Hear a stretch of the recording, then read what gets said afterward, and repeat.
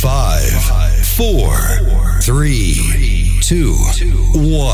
Vous écoutez Taxi FM, musique, sport, information. Toutes vos passions sont forcément sur Taxi FM.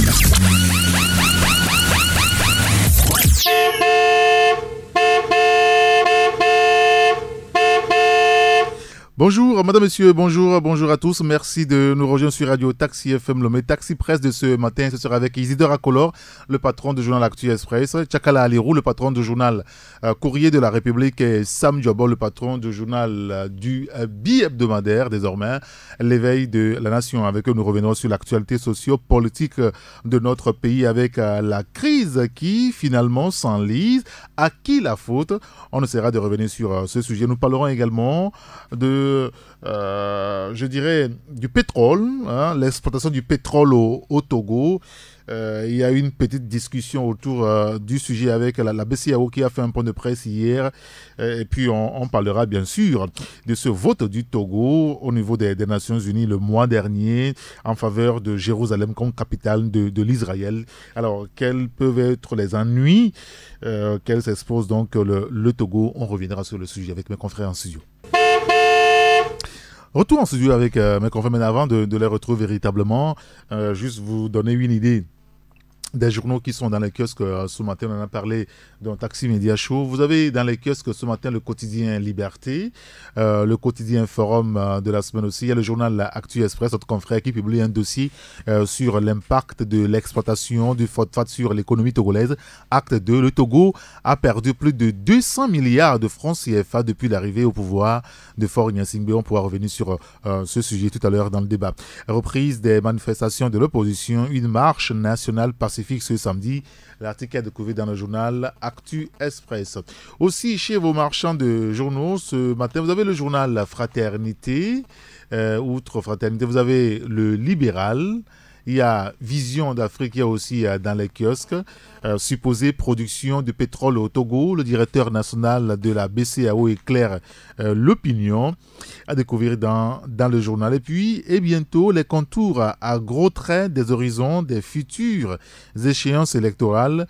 Que reste-t-il d'Aoumé Zounou dans le Grand Cloto? C'est l'interrogation du confrère Vision d'Afrique. L'article a découvert dans le journal, bien entendu. Et puis, l'extraordinaire destin d'un homme ordinaire. Acha Dedi Afo, promu directeur général de Togocom, à découvrir dans le journal Vision d'Afrique. Il y a aussi le journal Le Dialogue qui est dans les kiosques ce matin. J'évoquais tout à l'heure le cas du quotidien Forum de la semaine. Il y a aussi le journal La Dépêche, le Tonnerre qui retrouve les kiosques, le journal Canal D, il y a l'hebdomadaire Dunia Le Monde, nous avons le Messager, il y a aussi le Mania Libéré, le nouveau journal dans les kiosques ce matin, La Manchette. La Lanterne aussi est dans les kiosques. Et puis, vous avez le magazine, le mensuel Pipo Magazine.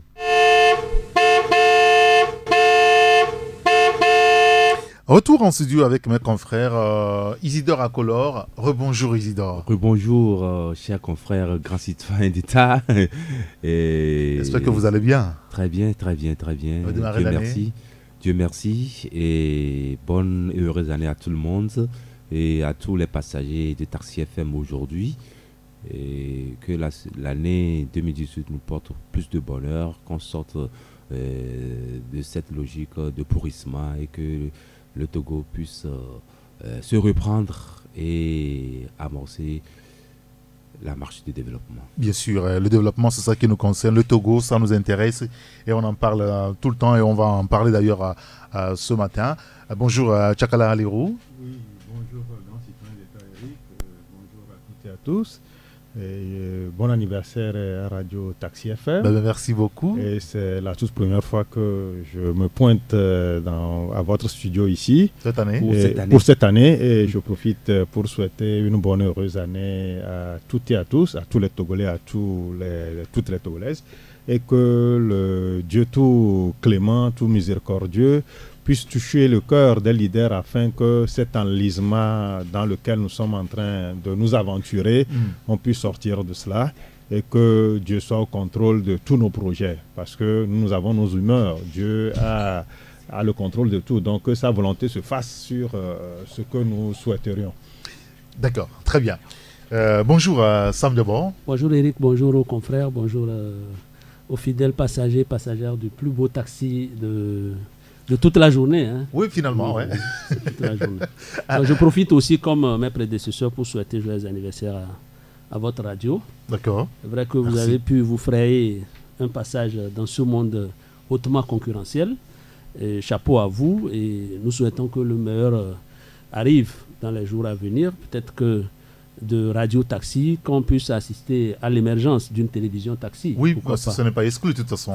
C'est dans le projet de la radio. Voilà. Et puis profiter aussi pour souhaiter bonne et heureuse année à vos auditeurs et puis aux lecteurs de l'Éveil de la Nation. L'Éveil de la Nation devenu bi-hebdomadaire. Bi-hebdomadaire, mais hier vous avez fait une petite erreur en mettant toujours l'hebdomadaire. Félicitations.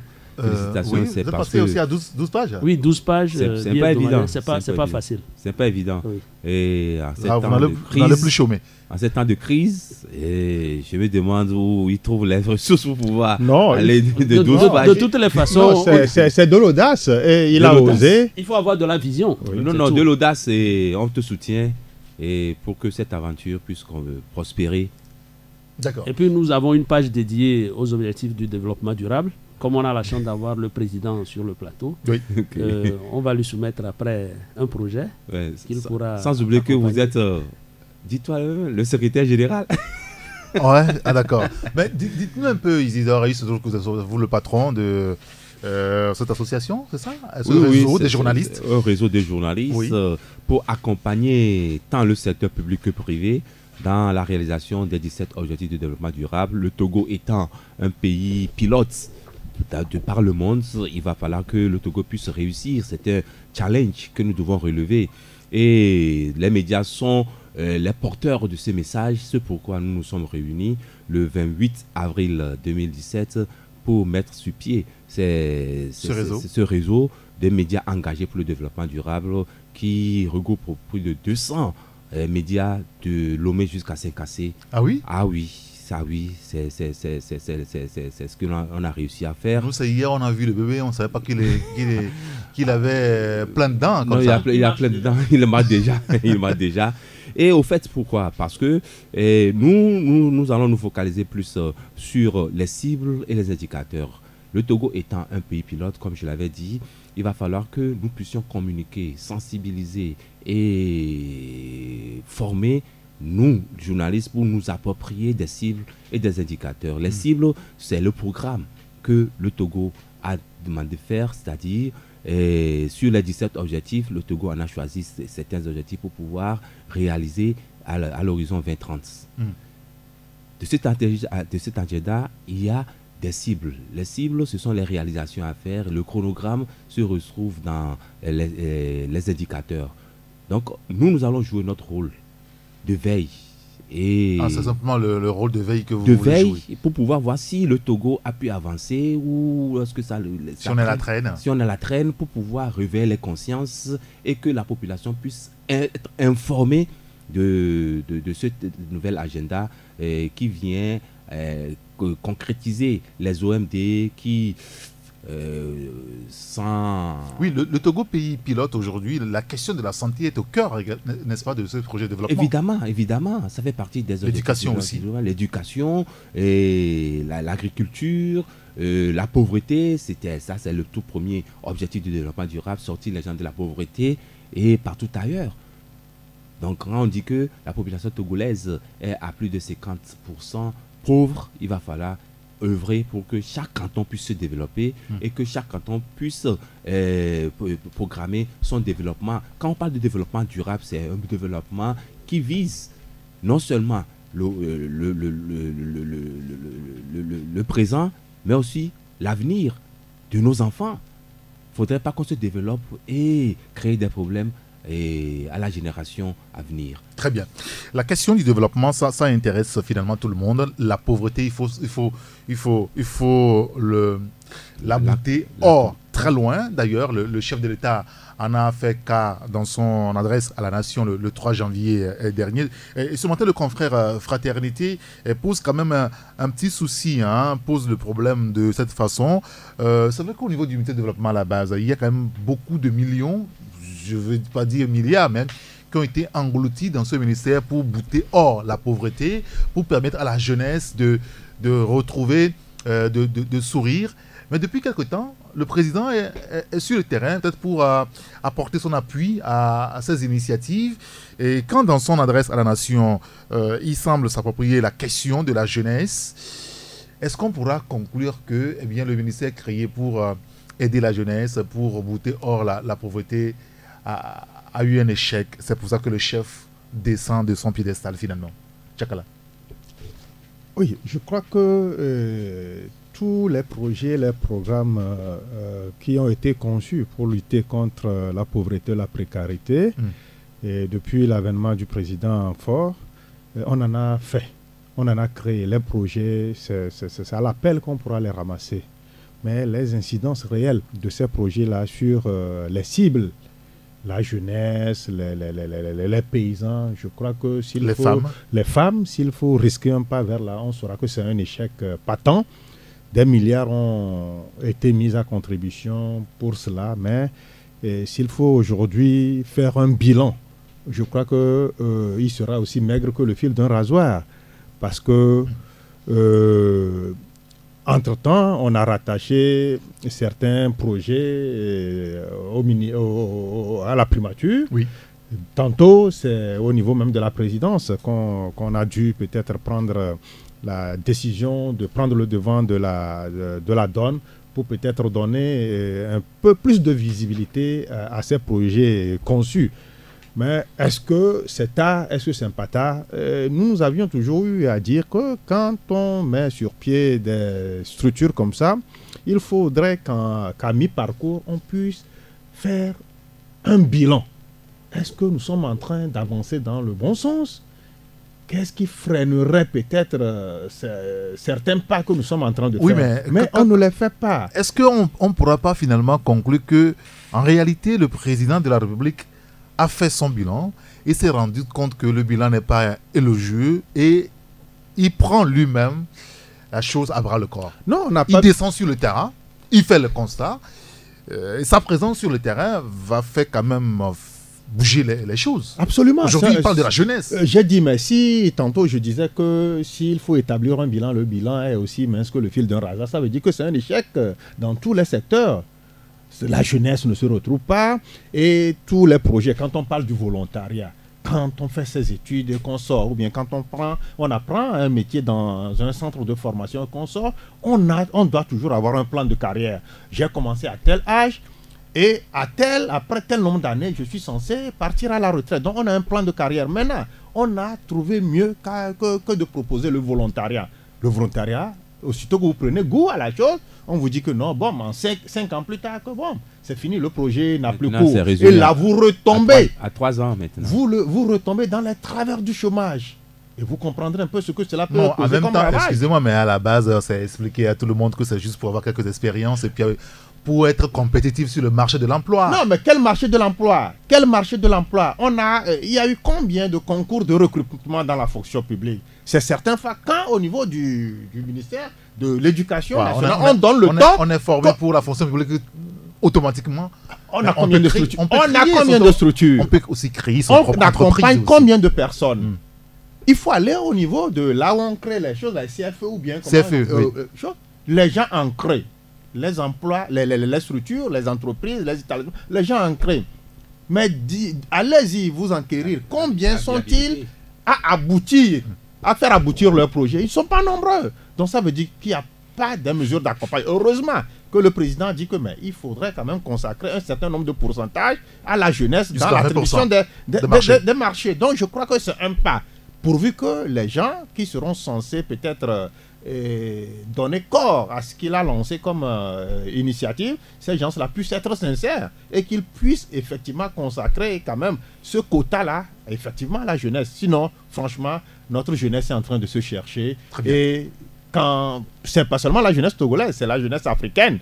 Sinon, on n'irait pas prendre des risques de traverser la Méditerranée ou bien d'aller se soumettre à ce dur esclavage au niveau de la Libye. Donc, c'est que c'est un échec. Après plus de 50 et quelques années d'indépendance, franchement, nos leaders, qu'ils soient de tel ou tel bord, ont échoué dans leur politique de donner ce sourire à la jeunesse. La politique de développement, finalement, la jeunesse aujourd'hui, Faure Gnassingbé semble se l'approprier, les questions de la jeunesse aujourd'hui. Oui, moi Parce qu'on est en année électorale aussi. Oui, bon, peut-être avant de... Puisque les élections, on sait qu'en 2018, il y aura les législatives, mais la présidentielle, c'est encore en 2020. Oui, ce n'est pas exclu, le référendum et puis les locales aussi. Oui, mais il faut reconnaître que le chef de l'État, c'est vrai, on le voit sur le terrain ces derniers mois, pour inaugurer peut-être une centrale photovoltaïque, peut-être pour réceptionner des pistes. Mais tout ça là, c'est un travail qui avait été fait en amont, mais ça ne veut pas dire, par exemple, quand il va inaugurer des centrales photovoltaïques, qu'il se substitue à Ablibidamon. Nullement, il ne se substitue pas aussi au ministère des Travaux publics quand il va lancer ou réceptionner des rues. Mais aujourd'hui, il est question de la jeunesse, il parle de la jeunesse. Et il faut reconnaître que le ministère qui s'occupe de l'emploi des jeunes est un ministère hyper chargé. Parce qu'on parle du ministère du développement à la base, de l'artisanat, de l'emploi des jeunes, de la finance inclusive. Heureusement qu'il y a encore quelques mois, on a détaché ce département pour le confier à une secrétaire d'État. Donc pour dire que au niveau du ministère lui-même, il y a pas mal de choses qui sont faites là-bas. Et comme l'a dit déjà Tchakala, ça peine à être visible. La visibilité sur le terrain n'est pas perceptible. Alors, est-ce que c'est ça qui justifie ou bien c'est ça qui motive l'adresse du chef de l'État ou bien l'accent qu'il met sur la jeunesse lors de son discours? Mais aussi, il faut reconnaître que le fer de lance de tout développement, de toute économie dans n'importe quelle société, c'est la jeunesse. Lorsque vous savez manier ou tenir les manettes de la jeunesse dans votre gouvernance, vous pouvez relever beaucoup de défis. Je crois que Faure Gnassingbé, en voulant mettre cette fois-ci l'accent sur la jeunesse, je crois qu'il a compris que la jeunesse est un maillon essentiel de notre société et il faut beaucoup plus donner de moyens à cette jeunesse de s'épanouir. Parce que quand il parle de 20% des marchés qui seront dédiés à la jeunesse entreprenante, je crois que c'est...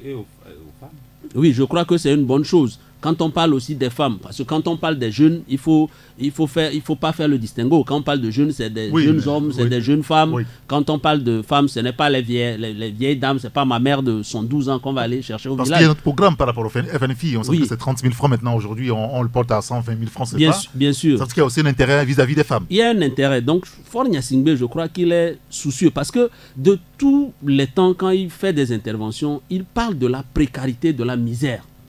Ça veut dire qu'il est conscient que c'est des phénomènes endémiques qui ralentissent l'éclosion de notre population. Et ça fait plusieurs années qu'on en parle en même temps. Ça fait plusieurs années qu'on en parle, mais jusque-là, je crois qu'il n'a pas encore trouvé la potion magique. C'est pourquoi cette fois-ci, il décide de s'appuyer sur la jeunesse parce que, vous savez, les jeunes, il y en a partout, dans toutes les familles, il y en a. Et quand vous avez... Je donne toujours l'exemple de ce jeune Togolais qui fait dans l'infusion, il est dans un thé, je ne donne pas le nom du thé pour lui faire la publicité. Voilà, donc c'est un jeune qui est entrepreneur, qui a reçu l'accompagnement du gouvernement, mais quand vous allez dans sa structure, vous allez voir qu'il emploie pas mal d'autres jeunes. Et peut-être que de ces jeunes-là peuvent s'inspirer, il peut inspirer ces jeunes-là qui pourront aussi entreprendre ou bien lancer d'autres structures qui peuvent aussi recruter certains jeunes. Donc, je crois que le chef de l'État a compris que si vous investissez dans la jeunesse, c'est que vous arrivez à résoudre la plupart des problèmes de précarité et de misère. Très bien. Oui, Isidore, quel est votre avis sur cette question de la jeunesse aujourd'hui qui revient sur le tapis? Non, c'est un aveu d'échec. Parce que Faure Gnassingbé en parle? Oui, puisqu'il s'est résolu maintenant à constater que l'objectif n'est pas atteint. Les résultats escomptés ne sont pas au rendez-vous. Avec des milliards engrangés pour le développement de la jeunesse et des femmes, développement à la base, toutes ces choses-là, et finalement, ça s'est révélé comme du pipeau. le courage de le dire et l'honnêteté de reconnaître que ça n'a pas porté les fruits escomptés. Volontariste qu'il soit, il voit que les résultats ne sont pas au rendez-vous. Quitte à maintenant se jeter dans la mare. À quoi cela est-il dû, à votre avis? Oui, on a eu confiance à une dame qui vient du PNUD et qui pouvait faire les choses de façon à ce que les gens puissent adhérer à la vision du chef de l'État. Mais malheureusement, le constat est tout triste. Ça a été au début beaucoup plus de la propagande que le travail sur le terrain. Propagande, certes, un peu de travail, mais pas un développement endogène. C'est ça le drame. Les projets conçus et appliqués. Tout ce qui a été fait n'a pas eu un effet sur la population, ni sur la localité. C'est ça le drame. Aujourd'hui, c'est à fort dépendant que Faure Gnassingbé constate qu'il faut qu'il mouille les maillots et appelle la jeunesse à discuter. Et parlant de la jeunesse, je me pose la question de quelle jeunesse s'agit-il? Comment ça? CNJ? Non, mais ou bien la jeunesse? Non, attendez, non, Isidore, c'est le chef de l'État qui parle. Oui. Et quand un président de la République parle, il parle d'une jeunesse singulière. Vous pensez? La question que je me pose, est-ce qu'il aura cette possibilité de faire le tri, de faire le choix des jeunes qui puissent lui dire la vérité? Est-ce qu'il s'agit des jeunes CNJ ou des jeunes du mais CNJ, ce n'est pas une aile marchande de UNIR. Attention, CNJ, on a dit le Conseil national de la jeunesse. C'est différent de MJU. Hein. Ouais, le fonctionnement. Ils doivent faire l'amalgame. Non, je ne fais pas d'amalgame. Je ne fais que constater. Et tu serais d'accord avec moi que le fonctionnement du CNJ se porte comme une aile marchande. Il faut sortir de cette carcan. Il y a des jeunes qui se retrouvent pas là-dedans, c'est ça? Pas du tout. Combien de jeunes de l'opposition vous trouvez dans CNJ? Non, je vais vous faire une révélation. Le premier bureau. Jusqu'au niveau des regroupements des jeunes, il faut y intégrer finalement les clivages, pouvoir, opposition, jusque dans la jeunesse. Dans le regroupement des jeunes. Même jusque dans les FNFI. Allez sur le terrain, vous saurez qui ont bénéficié de ces fonds-là. Je vous fais une révélation. Le premier bureau de CNJ devait être conduit par quelqu'un de très proche de moi, qui a été évincé à la dernière minute. C'est à l'issue des élections. Je ne donne pas de nom. On fait des élections. Je ne donne pas de nom parce qu'il est censé être patati patata. Toutes ces choses-là, on sait comment ça fonctionne. Puisque le président de la République est à l'écoute de tout ce que nous disons, s'il veut réussir sa politique, volontariste qu'il soit, il faut qu'il mouille les maillots, qu'il ne se contente pas seulement des rapports faits par des officines proches de son parti. C'est en cela que je me pose des questions. Est-ce que cette rencontre avec les jeunes Oui, parce que le chef d'État a dit qu'il va rencontrer maintenant les jeunes. Est-ce qu'il est prêt à rencontrer les jeunes du PNP? Recommandation également. Est-ce qu'il est prêt à rencontrer les jeunes du PNP? Est-ce qu'il est prêt à rencontrer des jeunes de l'ANC? Est-ce qu'il est prêt? Non, moi je pose les questions telles qu'elles sont. Oui, mais est-ce qu'il faut aller sur des clivages partis politiques au niveau des jeunes encore aujourd'hui? On sait comment ça fonctionne. On parle de la nation. On sait comment ça fonctionne. D'accord, très bien. Il faudrait qu'il faut. D'accord. Très bien, on a compris. Tchakala. Non, aujourd'hui, à l'heure du bilan, il faudrait que nous délions un peu nos langues. Et nous étions de ceux-là à avoir porté des jugements critiques par rapport à l'approche de ce ministère, appelé ministère du Développement à la base. Oui. Et cela nous a valu beaucoup de choses. Nous sommes les seuls à sentir cela. Mais je crois qu'aujourd'hui, on nous retrouve.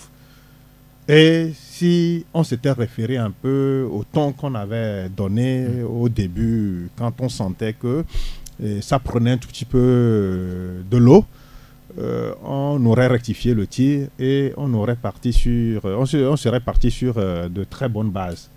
Mais malheureusement, on a foncé tête basse et franchement, on ne peut pas aujourd'hui pointer un doigt accusateur en direction du président de la République. Je peux le dédouaner dans ce sens parce que les rapports qui lui viennent, mais à partir du moment où on met des milliards à ma disposition, et quand je vais pour rendre compte, je dirais que non, tout se passe au mieux sur le terrain. C'est ça. Je dirais, si c'était moi, je dirais que tout se passe mieux. C'est qu'on ne peut pas espérer mieux que ça. À partir du moment où les milliards vont continuer toujours pas à tomber. Mais le réveil tonitruant de cette jeunesse, avec les derniers mouvements, mais à un moment, on s'est posé des questions. Mais qu'est-ce qui ne va pas?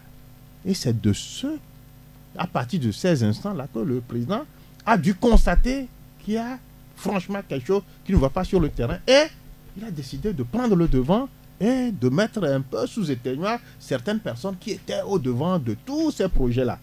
Les milliards, on en a mis. Ce n'est pas 100 milliards, ce n'est pas 200 milliards. Toutes les fois que certains projets sont pondus, ça trouve toujours des financements. Il y a même des partenaires au nom de l'État qui ont accepté aussi d'accompagner la dynamique. Mais qu'est-ce qui s'est passé entre-temps? Il faudrait que les gens rendent compte. Il faudrait que les gens répondent de leurs actions. On ne peut pas donner une certaine confiance à certaines personnes et ces personnes-là vont trahir cette confiance au nom de leurs propres intérêts. Ça, c'est inadmissible. Malheureusement, le président accepte de prendre tous ses coups. Bon, je crois qu'il est le premier. C'est lui qui a... comment il a porté un programme et les populations, mais les ministres ne sont pas redevables. On ne va pas leur demander des comptes. Le jour des comptes, c'est le président de la République qui aura à répondre. Heureusement, bon, on est à mi-mandat, bientôt les 3 ans, et si ce qui a rectifié, il peut le faire, tant mieux pour lui, mais je crois que les dégâts sont déjà là. D'accord. Et rectifier le tir, ça va être compliqué. Ça va être un peu compliqué. Bon, juste un élément avant de passer à un autre sujet. Isidore tout à l'heure évoquait le cas de la jeunesse. Est-ce que la jeunesse au Togo est aussi autant divisée que les seniors et ont l'état même en politique? En réalité, la jeunesse... Parce que tout à l'heure, il dit, à quelle jeunesse Faure Gnassingbé s'est-il adressé réellement? Est-ce qu'il faut poser le problème en ce terme? Non, en réalité, la jeunesse ne devrait pas faire prévaloir les relents politiques lorsqu'il s'agit comment on dit, de chercher leur bien-être. Parce qu'en réalité, les jeunes, qu'ils soient de UNIR, de l'opposition, ils ont le même problème. Ils doivent se serrer les coudes s'ils veulent aller de l'avant. Parce que moi, je peux avoir un projet porteur et peut-être je suis militant de l'ANC, mais je pense qu'au sein de UNIR, il y a un autre jeune qui peut-être peut avoir les mêmes visions que moi, ou bien de qui on m'a parlé et qui est compétent. Je peux m'approcher de lui. Ensemble, on peut essayer de monter une structure ou une entreprise qui peut embaucher les jeunes de quel courant politique que ce soit. Malheureusement, sur le terrain politique, ce n'est pas le cas. Parce que quand je me réfère au temps où l'UFC était encore parti de l'opposition, l'opposition radicale, on disait par le passé, quand vous êtes jeune de UFC, vous ne pouvez même pas adresser la parole à un autre jeune du RPT. À l'époque, je me rappelle, paix à son âme, Dominique Bégbessou, qui était encore délégué national du RPT. Je voyais un peu, de la GRPT, je voyais un peu cette animosité qui régnait entre les jeunes des partis différents. Alors qu'en réalité, les jeunes devraient mettre de côté toutes ces appartenances ou bien tout pour œuvrer au développement ou bien au bien-être de cette jeunesse. Mais pour parler sérieusement de la jeunesse, parce qu'au ministère du Développement à la base, il y a une direction de la jeunesse. Et ce directeur de la jeunesse, je crois que c'est quelqu'un que je suis un peu, mais qui n'est pas fidèle dans les comptes rendus. Je me rappelle d'une élection qui devrait renouveler le bureau du Conseil national de la jeunesse. Il y a eu élection, il y a eu un candidat qui a gagné, mais après, il y a eu des rapports qui ont été, des tripatouillages qui ont obligé à réorganiser des élections. Mais quand nous, on est allé aux nouvelles, on faisait le procès à ce candidat qui venait de gagner d'être proche à un autre jeune du parti au pouvoir.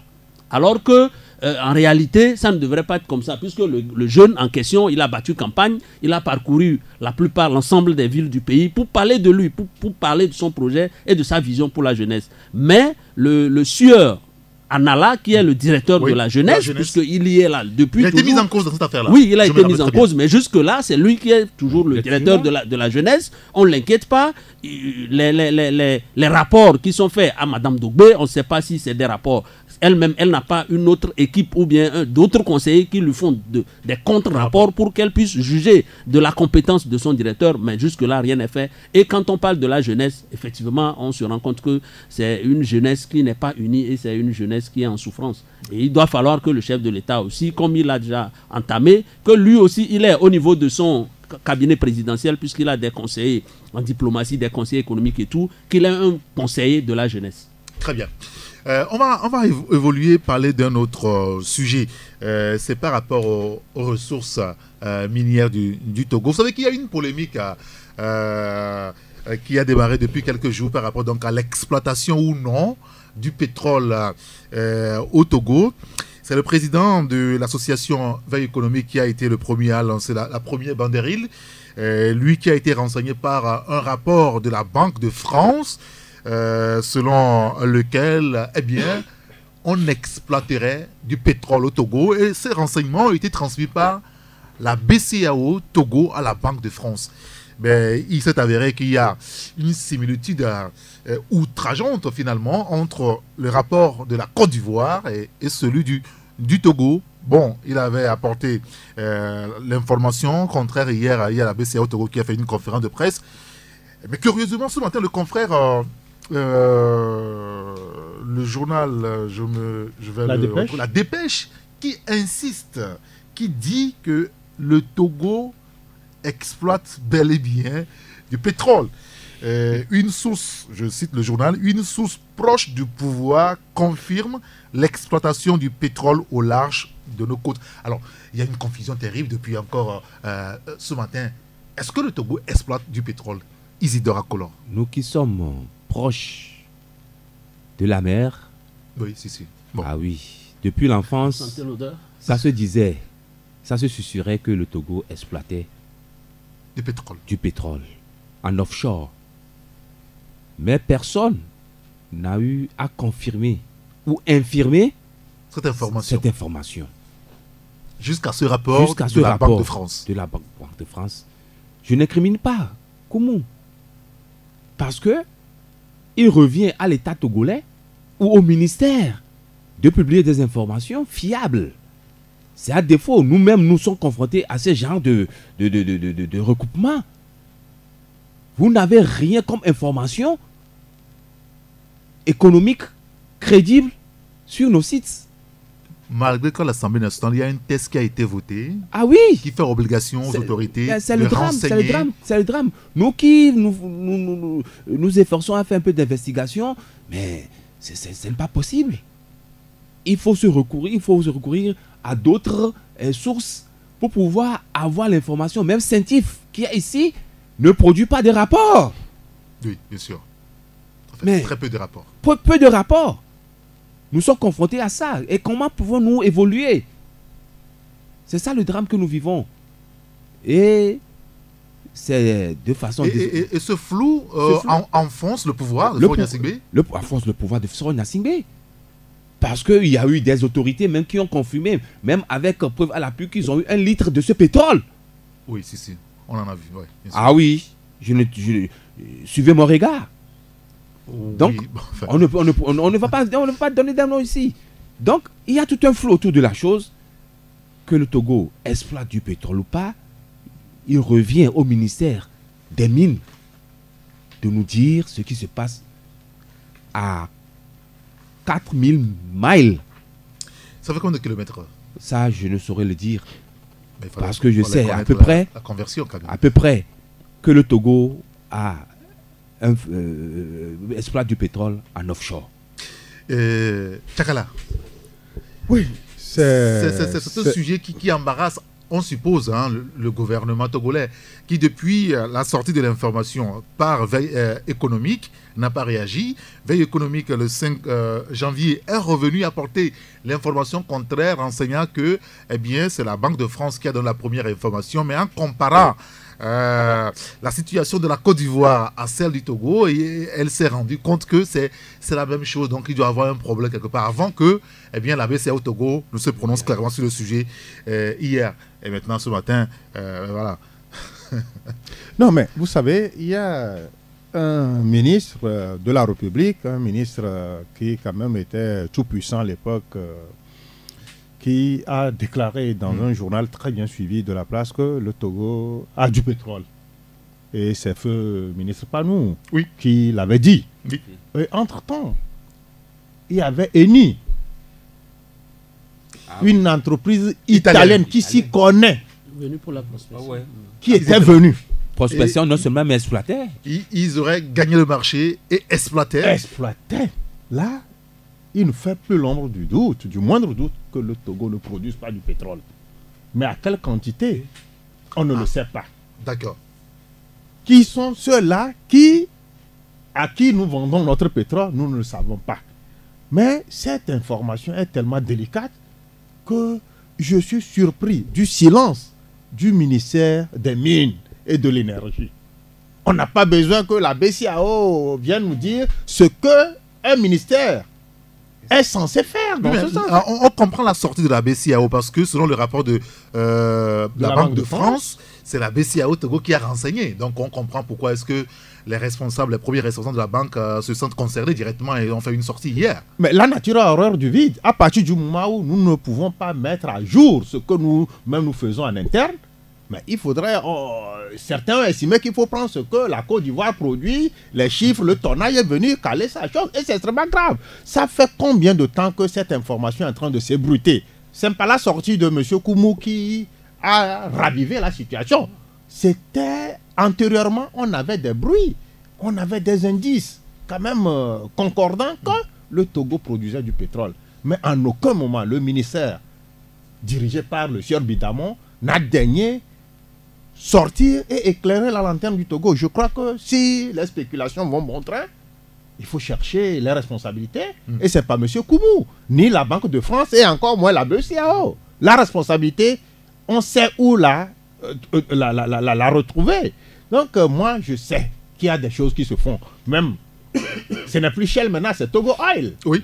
Allez-y fouiller un tout petit peu, on vous dira les raisons pour lesquelles plutôt, Shell a été prié de plier bagage et de s'en aller. Non, Shell avait avisé les gouvernants entre-temps non, qu'elle voulait partir. Elle s'était ravisée.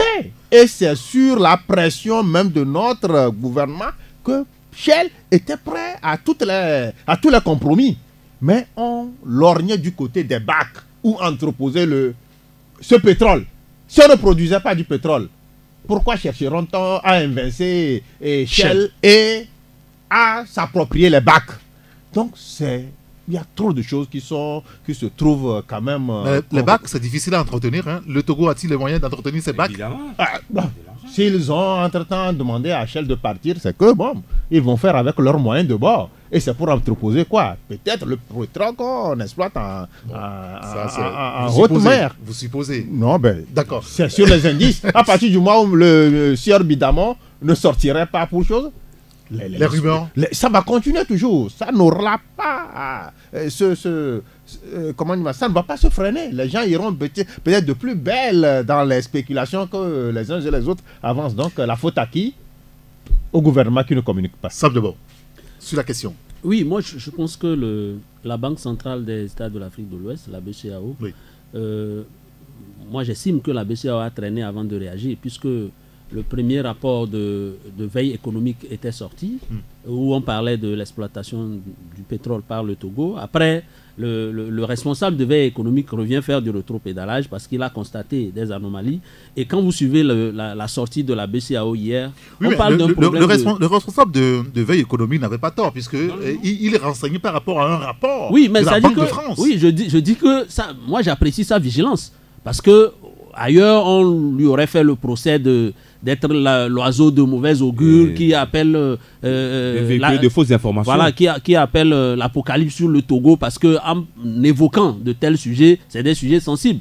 Ça veut dire quoi? Ça veut dire que derrière, les gens peuvent lui prêter l'intention de vouloir soulever la population contre les autorités. Mais quand il revient pour reconnaître que dans le rapport de la Banque de France, il y a eu des erreurs, parce qu'en fait, la BCEAO parle d'un problème d'une erreur de reporting. C'est-à-dire que le tableau qui était destiné à la Côte d'Ivoire a été transposé sur la partie c'est le problème de copie-coller du Togo. Et donc moi, j'aurais souhaité que ce soit la BCEAO même qui fasse la première sortie avant que le Koumou ne revienne reconnaître effectivement qu'il y a eu des erreurs. Mais comme ça n'a pas été fait dans ce sens et que jusque-là le gouvernement se taise, au Togo, je crois aussi qu'on a ITIE, non? Oui, bien sûr. Oui, initiative de la transparence des industries extractives. Jusque-là, l'ITIE ne dit rien, le ministère de l'énergie aussi ne dit rien. Et on se demande si réellement le Togo exploiterait du pétrole, oui ou non, parce que les gens font de la spéculation. Tchakala a parlé de Eni, mais à l'époque, l'information officielle, c'était la prospection. Officiellement, on a dit que Eni vient pour la prospection, qu'on devrait avoir quelques centilitres de pétrole. En se trouvant au bas-fond, est-ce qu'on peut avoir des centilitres? Bon, ok, donc il y avait eu des prospections qui avaient été annoncées. Et même au temps d'Eyadema, je crois qu'on faisait miroiter cette idée de pétrole et que la situation des Togolais allait s'améliorer dès que le Togo commencerait par exploiter. Il y a une bagarre qui a failli naître entre le Togo et le Ghana, ne l'oubliez pas. Par rapport à cette affaire de pétrole. Oui, mais moi la question... Même bien avant, entre le Togo et le Nigeria, dans les années 70. Oui, mais moi, je voulais chuter pour poser cette question, parce qu'on parle du rapport de la Banque de France de 2016. On est à la fin de 2017 et ce rapport fait surface au Togo. Quelles sont les réelles intentions en voulant... Peut-être on aurait pu parler de ce rapport ou bien de l'exploitation supposée du pétrole par le Togo en janvier 2017 que personne ne s'offusquerait. Pourquoi attendre au moment où la crise politique a atteint son paroxysme pour venir parler de l'exploitation du pétrole par le Togo? C'est maintenant que le rapport est sorti. C'est un rapport de 2016. Oui, mais c'est maintenant que c'est sorti. Le rapport de 2016, c'est maintenant que c'est sorti. C'est sorti en fin 2017. Bien sûr. Non, je pense qu'il y a...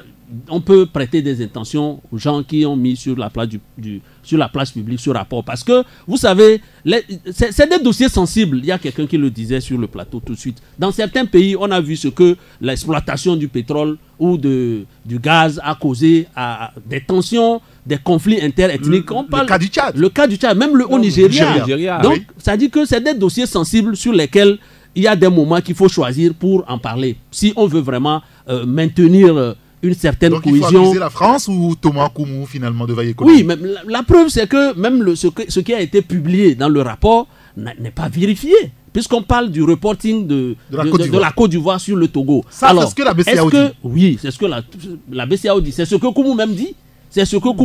Est-ce qu'on n'aurait pas pu porter les gants avant de rendre public une telle information? Parce que, écoute, quand on rend un rapport et on revient 5 jours plus tard pour dire non, que le rapport que nous avons pondu ou bien les commentaires que nous avons faits par rapport à ce rapport publié par la Banque de France, il s'avère qu'il y a des erreurs dans ce rapport. C'est une institution fiable. Mais moi, je me demande qu'est-ce qui pressait quand vous avez un rapport. Non. Écoute, on est des journalistes. Quand moi, j'ai à disposition un dossier que je dois publier, je crois qu'il faut confronter les sources. Est-ce que les sources sont ouvertes? Pourquoi on nous parle d'erreur maintenant? On n'a pas de sources ouvertes au Togo. Pourquoi on nous parle d'erreur? Vous approchez le ministère, c'est difficilement que vous avez des éléments. Monsieur Sam, il y a une responsabilité sociale. C'est laquelle? C'est laquelle? Des trucs avec des erreurs? Monsieur Sam, je trouve tellement scandaleux que monsieur Koumou ait fait une sortie et que cela n'ait même pas eu à titiller la susceptibilité du ministère qui est censé rectifier le pays. Je suis d'accord. Mais ils se sont tus. Ça veut dire que chacun fasse le chien à bois à la caverne. Oui, alors là, pourquoi il ne devrait pas revenir pour... Non, mais c'est ça l'honnêteté intellectuelle. Quand il s'est rendu compte que le rapport... Moi, je pense que rien ne pressait que ce rapport. Absolument. Nous sommes... Parce que c'est ça comme on appellerait dans notre jargon un scoop.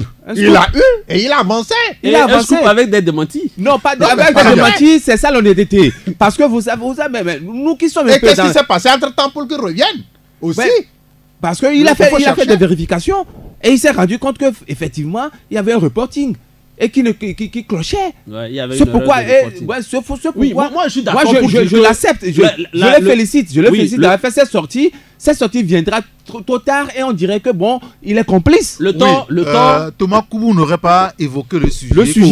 Aujourd'hui, personne ne saurait qu'il y a eu un rapport qui a parlé du pétrole, et que la BCEAO nous sommes appelés devrait appeler la Banque de France pour que des rectifications soient apportées à ce rapport. Oui, il a fait œuvre utile. Moi, je suis d'accord pour reconnaître qu'au sein de ce gouvernement, il y a des structures qui communiquent. Quand il y a des événements, il y a de ces ministres qui sont courageux. Ils appellent la presse, ils font des sorties pour expliquer ce qu'il en est. Même si dans l'opinion, ce n'est pas tout le temps que les gens prennent pour monnaie comptant ce que les ministres disent. Mais au niveau du ministère de l'énergie et des mines, moi j'ai trouvé ça trouvé scandaleux qu'on ait un chargé de communication dans ce ministère et qu'on n'ait pas pu proposer au moins une sortie à ce ministre pour essayer d'expliquer. Je me rappelle, je crois RFI a évoqué l'arrestation de certains militants de l'opposition. Et juste au lendemain, il y a eu une réaction pour dire que le gouvernement n'est pas au courant de ce dont RFI parle. Donc, de la même manière, au niveau du ministère de l'énergie, on peut faire un effort, ne serait-ce que par un communiqué. Si tant est qu'on a peur de la presse, parce que vous savez que la presse nationale, parfois, elle fait aussi peur. Si on a peur de la presse, on peut faire un communiqué qui va circuler de rédaction en rédaction pour essayer de situer l'opinion par rapport à cette histoire de pétrole. Le compte-pied, nos responsables de communication, mais au niveau des ministères, n'ont aucun pouvoir. Non, est-ce qu'il s'agit de pouvoir? Non, mais il s'agit de communiquer. Il faut des propositions. Je vais vous faire une révélation. Allez-y. Quand j'avais publié en temps l'impact du phosphate sur les riverains de Kweme, à Agglomération, la fleureuse dentaire, et qui plus tard s'est révélée en fleureuse osseuse, c'était au moment où Abil Bidamo prenait les rênes du ministère. Et ils m'ont appelé. On a essayé de faire quelque chose. Jusqu'à présent, rien n'a bougé. Vous avez fait quoi? Ah oui, ils m'ont appelé, dit que mais est-ce que ce que tu publies là c'est vrai? Allons-y. Je voulais dire, allez vérifier. Ils sont allés vérifier et le chargé de communication est mis à contribution. À chaque moment, je le rappelle, dit qu'il fait des propositions mais qu'il ne porte pas. Ah. Donc c'est compliqué finalement. C'est compliqué. Au niveau de ces ministères. C'est compliqué. J'ai cherché à rencontrer en vain le directeur, le supposé directeur de la SNPT. En vain. Oui, il est tout puissant, on ne le rencontre pas aussi facilement. Est-ce qu'il a les rênes? Selon nos informations. Est-ce qu'il a les rênes? Ah d'accord, très bien. Vous voulez acheter un mot et on va passer à Monsieur Kézié. Bien sûr, il s'agit de lui, bien sûr. Nous allons marquer une pause et on se retrouve juste derrière pour la suite de Taxi Presse de ce mercredi. Joyeux anniversaire.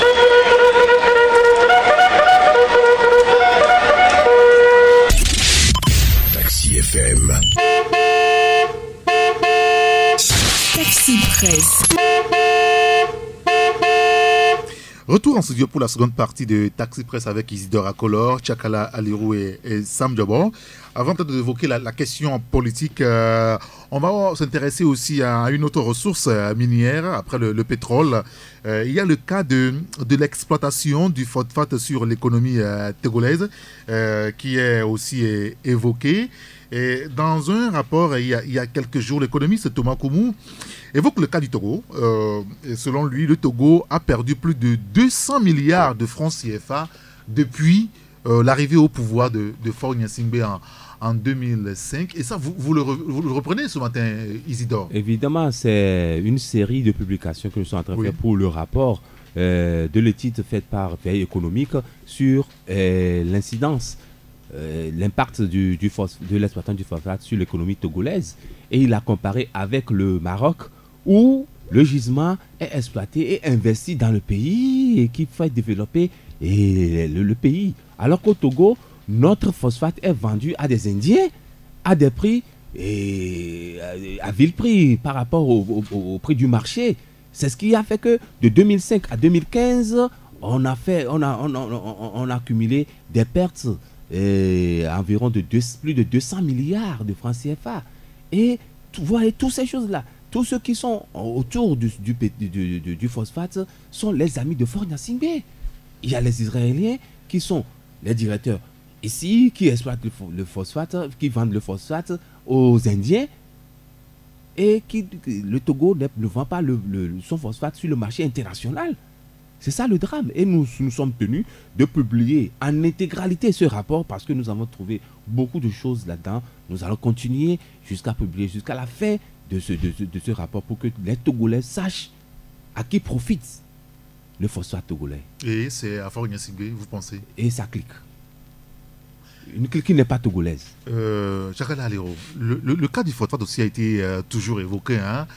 En tentant à l'Assemblée nationale, on nous a même renseigné qu'on ne tenait pas la comptabilité et que le phosphate togolais, ou la SNPT, disons l'entreprise, ne verse pas jusqu'à un passé récent un seul rond au budget national, ce qui est un scandale pour beaucoup. Et le sujet revient encore sur le tapis aujourd'hui. Oui, c'est l'autre scandale national, les phosphates. Il faut aller voir un peu comment est-ce qu'on exploite le phosphate au Maroc, au Sénégal et même en Israël. Il faut creuser. Mais ici, on racle la couche superficielle et en avant, on a déjà le phosphate. Donc, pour rien au monde, on ne saurait dire qu'on tourne à perte dans ce secteur. Rien ne peut justifier cela. Et on nous dit que le phosphate, l'exploitation du phosphate n'apporte rien au trésor public. C'est un scandale. Et nous sommes là, nous apprécions le spectacle se produire comme ça pendant des années. Mais quand on fait quelque chose, on estime qu'on n'a aucun bénéfice à y tirer, on arrête. Mais c'est ce qui me fait dire souvent que même si aujourd'hui on